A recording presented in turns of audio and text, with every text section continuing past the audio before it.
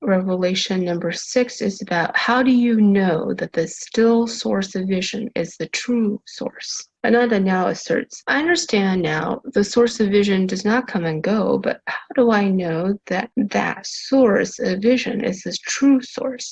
Compared to sages, Buddha says, average being's scope of vision is extremely limited, but even with that minimal vision, you see endless different objects. Conversely, the source of vision is undifferentiating, which is its true source. If you consider source an object, you should see my source. If by our both seeing the sun, the moon, the palace, you see my source, why don't you see my source when I don't see anything? Since you cannot see my source when I don't see anything, we know that the source is not an object.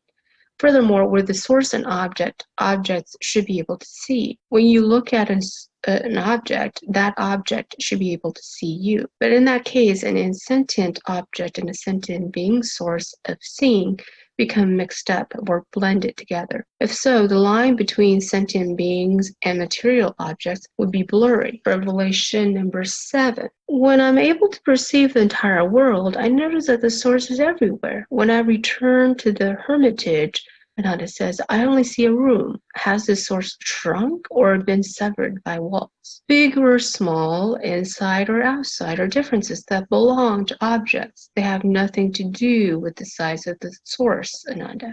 If indeed the source shrinks when you are in a room, would it expand to the entire surface of the sun when you look at the sun outside? If it can be sliced, when it infiltrates tiny holes, showing evidence of remnants of the source? You know that's not so. Like space, it has no shape. Were you to take a round container, that container would contain a circular space. Were you to take a square box, the interior of the box would be square space. The shape is dependent on the container, not on space. To eliminate a circular or square space, remove the container rather than remove the shape of space. The same goes with the source. It's neither inside nor outside, big nor small. The source does not change, but accords with conditions that do change. Revelation 8.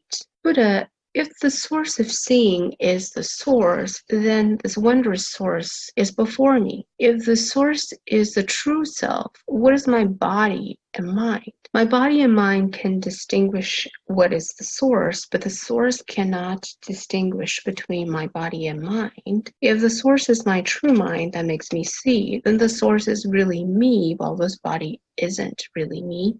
How come the Buddha said earlier that objects can see me? It's not true that the source is before you, Buddha responds. If it were before you, the source has a location. In addition, from Jeta Grove now, you look out and see forests and palaces, sun or moon, and the Ganges River across from here. You can point to any of these physical shapes, though they differ in size. Where the source before you, you should be able to point to it. Ananda, you should know that were emptiness the source, how is it empty if it is the source? Were objects the source? Having become the source, what are those objects? You may dissect objects to show me a clearly segregated source. Anything I see and point to from this lecture hall, whether the Ganges River or a celestial body, all are objects. None are the source. Yes, no source is apart from objects in its own entity. There is no distinct entity that is the source apart from objects, but you claim that there is source among material objects. Let me tell you, while you look out at the Ganges River and celestial body, you cannot point to the source. You also claim that the source is negated nowhere among material objects. As I look throughout Jeta Grove, I really don't know anything that negates the source, because if a tree negates the source, how can a tree be seen? If a tree is the source, why would it be called a tree? Emptiness does not negate the source. If so, how can emptiness be seen? If emptiness is the source, what is emptiness? I think nothing throughout the universe negates the source. Ah, indeed. Manjushri at this point notices how the audience seems frightened, and so he asks Buddha, Buddha, this audience doesn't understand how conditions before us should be distinct, or they the source. They don't understand how materiality can be seen if objects were not the source. Please explain for them what material objects and their essence of seeing are, that there is no source or the absence of source in them. Buddha responds, vision's essence and the objects of sight, including their form and thoughts about them, are illusory, fundamentally non-existent. Vision's essence and the objects of sight are fundamentally wondrous, pure, and luminous entity of enlightenment. How is there that which exists and that which does not exist? Manjushri, let me ask you. You're a Manjushri. Is there another Manjushri? Is there an affirmation or negation of Manjushri? Buddha, I am the real Manjushri. There is no affirmation of Manjushri, because if so, there would be two Manjushris. There is not a negation of Manjushri either. There is neither of the two forms, whether affirmation or negation. Yeah, the wondrous and luminous source of seeing, the Buddha says, and all emptiness and objects are the same.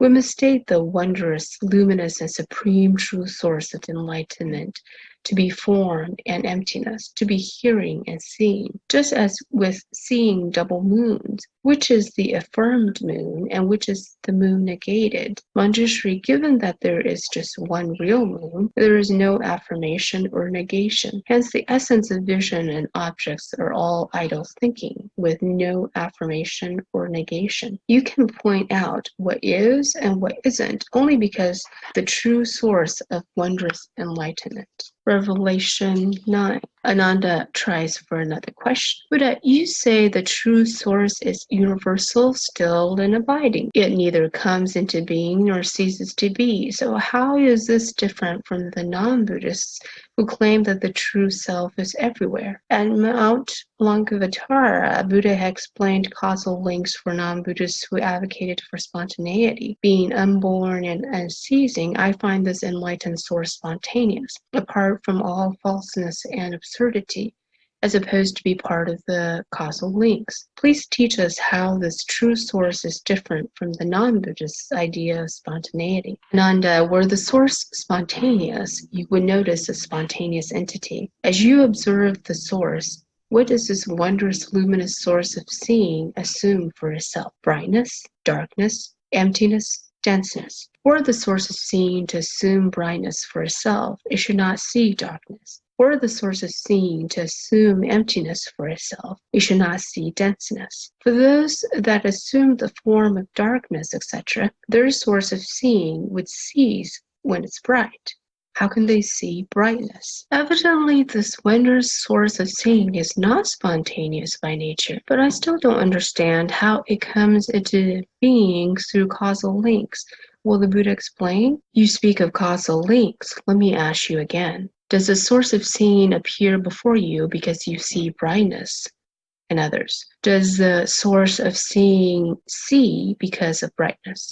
Because of darkness, because of emptiness, denseness. If it exists because of brightness, it should not see darkness, and vice versa. The same with emptiness and denseness. Furthermore, Ananda, were this source of seeing to see due to the causal link of brightness or darkness, emptiness, denseness? If emptiness is a causal condition, the source of seeing would not see denseness. Were denseness a causal condition for the source of seeing, it should not see emptiness. The same is applicable for the causal conditions of brightness and darkness. You should know that the source is neither a cause nor a condition. It's neither spontaneous nor stayed, neither negated nor affirmed, neither affirmed nor negated.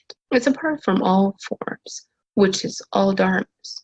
The way you ponder this is the way you analyze secular theories. This is likened to your trying to rub emptiness with the palms of your hands, as though trying to catch it. The 10th revelation.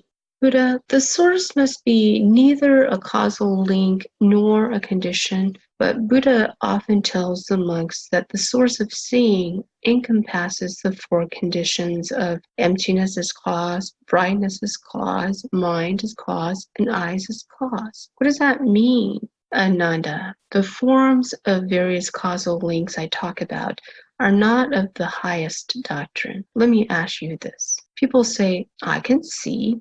What does it mean to see or not to see? People see things when there's light from the sun, moon, or lighting. That's seeing, Ananda answers. Without these three types of lights, people cannot see. When there's no light and people are considered not to be seeing, they should not see darkness. Right, Ananda? But they do see darkness. How is it not seeing when there's no light? They're considered to not be seeing when they're in the dark because they see no light. When they're in the light, they don't see darkness. Should they also be considered not to be seeing? So they are not seeing in both cases.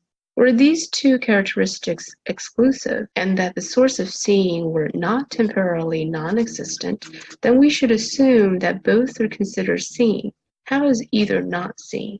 You should know that when you see light, the source of seeing is not light. When you see darkness, the source of seeing is not darkness. When you see emptiness, the source of seeing is not emptiness. When you see denseness, the source of seeing is not denseness. Now that I have finished going through the four characteristics, you should know when the source sees, vision isn't vision. Through sight, the source of enlightenment is seeing with false perception. Just as you don't see water when you are immersed in it, you see the body of water when you emerge and are at shore.